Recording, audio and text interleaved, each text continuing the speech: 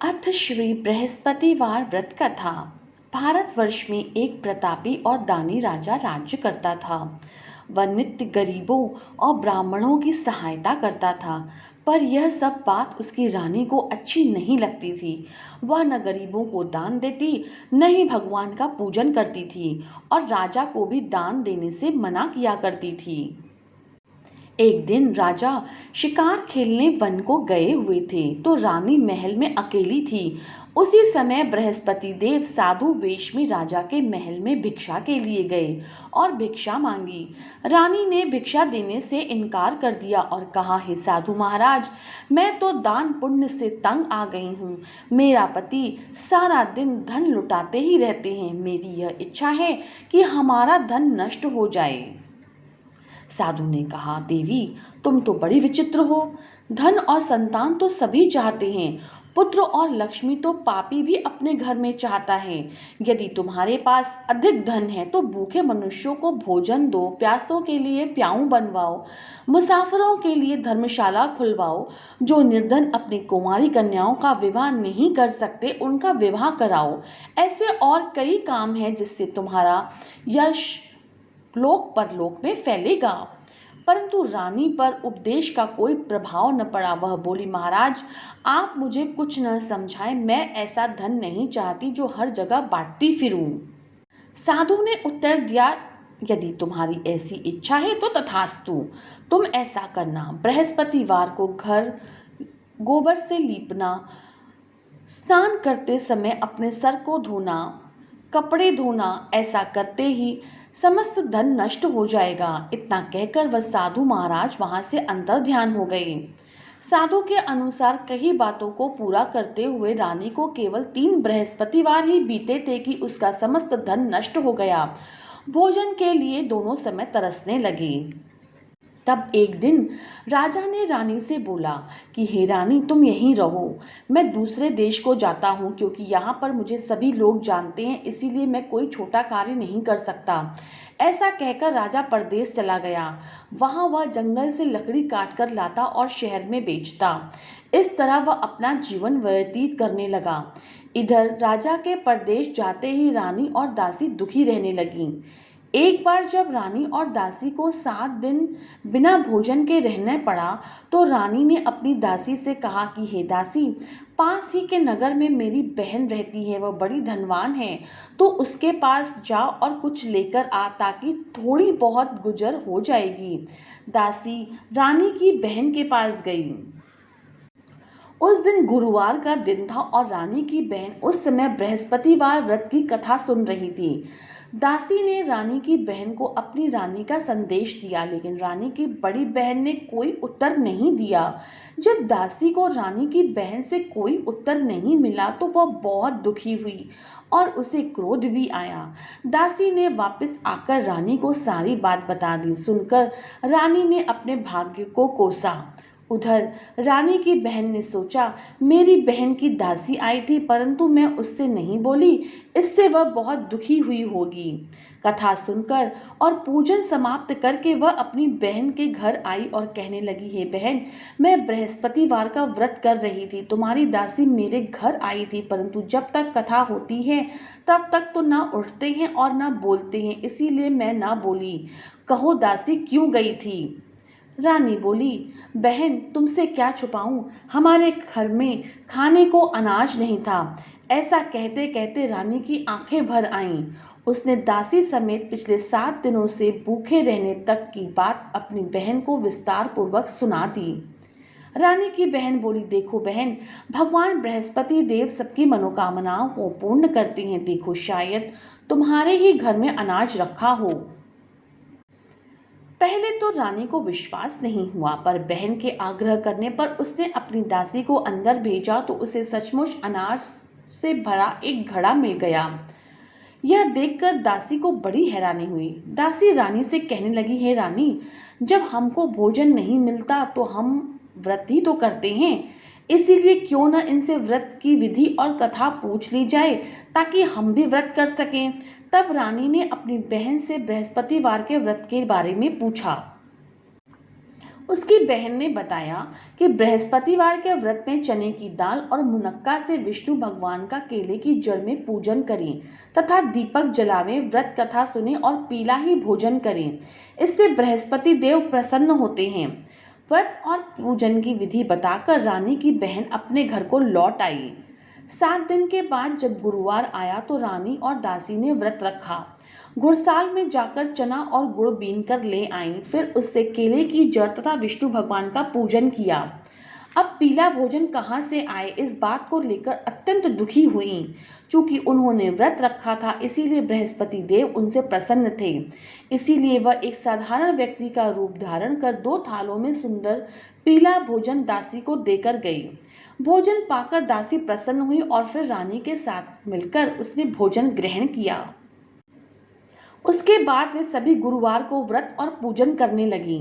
बृहस्पति भगवान की कृपा से उनके पास फिर से धन संपत्ति आ गई, परंतु रानी फिर से पहले की तरह आलस्य करने लगी।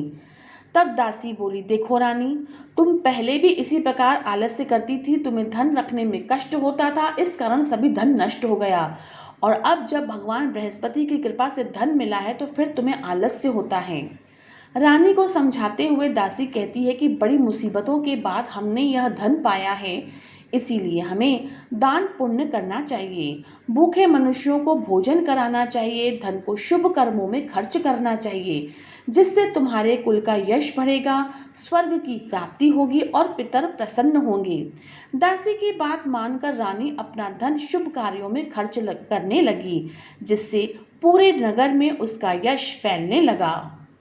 एक दिन राजा दुखी होकर जंगल में एक पेड़ के नीचे आसन जमाकर बैठ गया। वह अपनी दशा को याद करके व्याकुल होने लगा। बृहस्पतिवार का दिन था। एकाएक उसने देखा कि निर्जन वन में एक साधु प्रकट हुए। वह साधु वेश में स्वयं बृहस्पति देवता थे। लकड़हारे के सामने आकर बोले, हे लकड़हारे, तुम इस सुनसान जंगल में किस चिंता में बैठे हो? लकड़हारे ने दोनों हाथ जोड़कर प्रणाम किया और उत्तर दिया, महात्मा जी, आप सब कुछ जानते हो, मैं क्या कहूँ। यह कहकर रोने लगा और साधु को अपनी आत्मकथा सुनाई। महात्मा जी ने कहा, तुम्हारी स्त्री ने बृहस्पतिवार के दिन भगवान बृहस्पति का निरादर किया है, जिसके कारण रुष्ट होकर उन्होंने तुम्हारी यह दशा कर दी। अब तुम चिंता को दूर करके मेरे कहने पर चलो तो तुम्हारे सब कष्ट दूर हो जाएंगे और भगवान पहले से भी अधिक संपत्ति देंगे। तुम बृहस्पतिवार के दिन कथा किया करो। 2 पैसे के चने मुनक्का लाकर उसका प्रसाद बनाओ और शुद्ध जल से लोटे में शक्कर मिलाकर अमृत तैयार करो।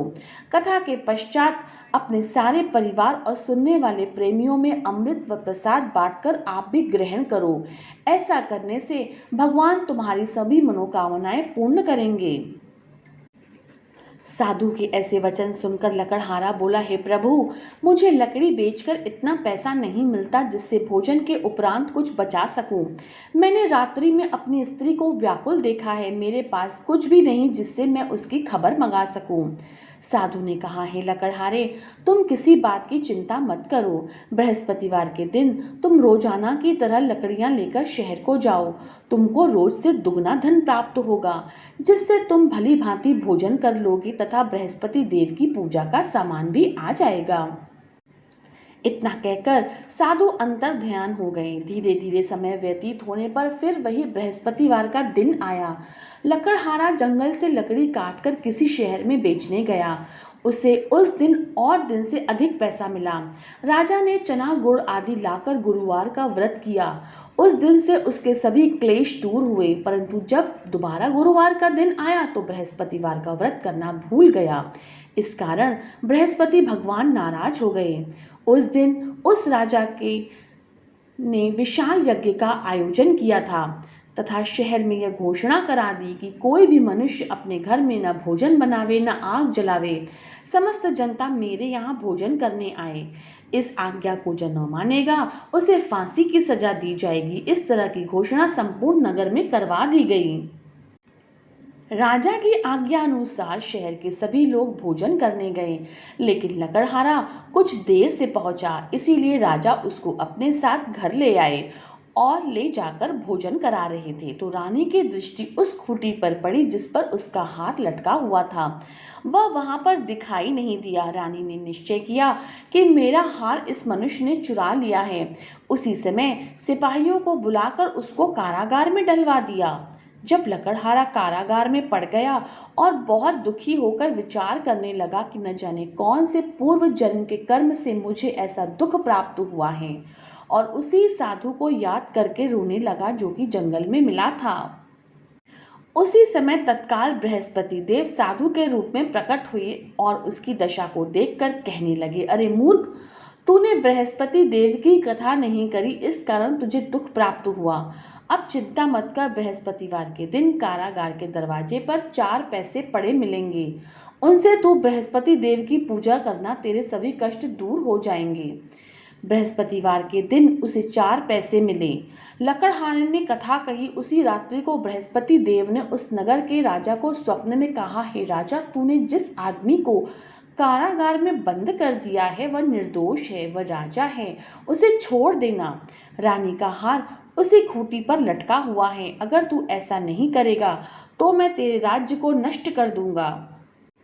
इस तरह रात्रि के स्वप्न को देखकर राजा प्रातःकाल उठा और खूंटी पर हार देखकर लकड़हारे को बुलाकर क्षमा मांगी तथा लकड़हारे को योग्य सुंदर वस्त्र आभूषण देकर विदा कर दिया।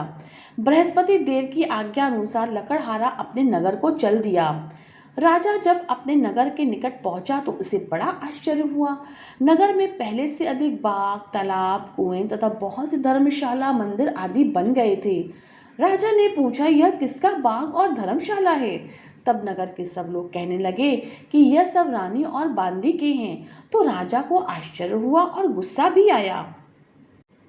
जब रानी ने यह खबर सुनी कि राजा आ रहे हैं तो उन्होंने बांदी से कहा कि हे दासी, देख, राजा हमको कितनी बुरी हालत में छोड़कर गए थे। हमारी ऐसी हालत देखकर लौट न जाएं, इसीलिए तू दरवाजे पर खड़ी हो जा। आज्ञा अनुसार दासी दरवाजे पर खड़ी हो गई। राजा आए तो उन्हें अपने साथ ले आई। तब राजा ने क्रोध करके अपनी रानी से पूछा कि यह धन तुम्हें कैसे प्राप्त हुआ है? तब उन्होंने कहा, हमें यह सब धन बृहस्पतिवार के व्रत के प्रभाव से प्राप्त हुआ है। राजा ने निश्चय किया कि 7 रोज बाद तो सभी बृहस्पति देव का पूजन करते हैं, परंतु मैं प्रतिदिन दिन में 3 बार कहानी तथा रोज व्रत किया करूंगा। अब हर समय राजा के दुपट्टे में चने की दाल बंधी रहती और दिन में 3 बार कहानी कहता। एक रोज राजा ने विचार किया कि चलो अपनी बहन के यहाँ हो आएं। इस तरह निश्चय कर राजा घोड़े पर सवार हो अपनी बहन के यहाँ चलने लगा। मार्ग में उसने देखा कि कुछ आदमी एक मुर्दे को लिए जा रहे हैं। उन्हें रोककर राजा कहने लगा, अरे भाइयों, मेरी बृहस्पति देव की कथा सुन लो।